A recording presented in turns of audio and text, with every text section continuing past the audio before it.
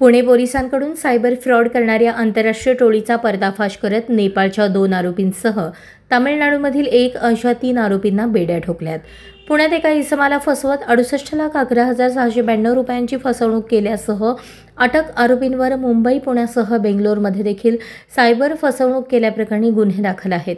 Share मार्केटमध्ये online गुंतवणूक करायला सांगून टोळीकडून अनेक लोकांची कोट्यवधी रुपयांची फसवणूक देखील करण्यात आली आहे। लाचिन शेर्पा नेपाळ, बिन बहादूर प्रधान नेपाळ, रमेश कुमार अभिमन्यू तमिळनाडू अशी अटक करण्यात आलेल्या आरोपींची नावे असून अटक आरोपींकडून 7 मोबाईल, अनेक बँकांचे पासबुक, चेकबुक यासह बनावट पासपोर्ट देखील पुणे पोलिसांकडून जप्त करण्यात आला आहे। सदर टोळी ही आंतरराष्ट्रीय सायबर गुन्हेगारांसाठी काम करत असून 50 अकाउंटवरून 13 कोटी रुपयांची उलाढाल केल्याची माहिती पोलीस उपायुक्त संभाजी कदम यांनी दिली।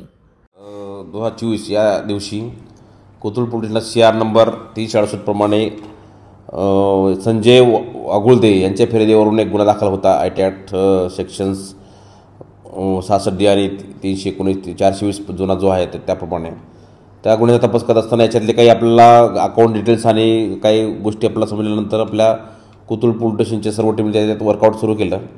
त्या सुरू केल्यानंतर पूर्वी एका याच्यामध्ये 2 आरोपी अटक आहेत, परंतु काल परवा दिवशी आपल्याकडे नरेच्या हद्दीमध्ये एका हॉटेलमध्ये हे 3 आरोपी आपले त्यातला एक नेपाळी आहे, बाजीराव राठोड या नावाने तो त्या ठिकाणी राहायचा आणि त्याचं नाव ओरिजिनल आहे लाचिन शेर्पा, दुसरा रमेश कुमार आणि तिसरा एक भीम बहादूर म्हणून आहे।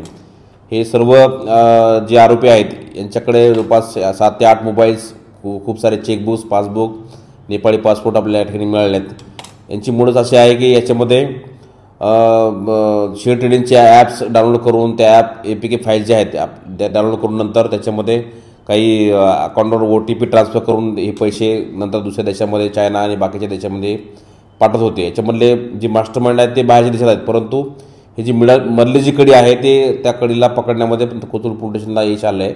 जवळपास ह्याच्यामध्ये 50 अकाउंट्सवरती खूप मोठे ट्रान्झॅक्शन आहेत। जवळपास आतापर्यंत आपल्याकडे एक 10 ते 12 कोटीचे ह्या जे आहेत अकाउंट्स आहेत त्याचे ट्रान्झॅक्शन आपल्याला मिळून आलेले आहेत। हे जे अकाउंट्स आहेत होल्डर्स आहेत ते वेगवेगळ्या राज्यामध्ये वेगवेगळ्या ठिकाणी हे अकाउंट होल्डर्स आहेत। तर याच्यामध्ये ही मधली एक कडी आपल्याला तोडण्यामध्ये कोथरूड पोलिसला यश मिळालेलं आहे। याच्यामधले बाकीचे जो तपास आहे अजून याच्यामध्ये आपण सायबर पोलिसची मदत घेतो आहे आणि काही टेक्निकल एक्सपर्ट जे आहेत त्यांचीसुद्धा मदत आपण या गुन्ह्याचा तपास कमी घेतो आहे।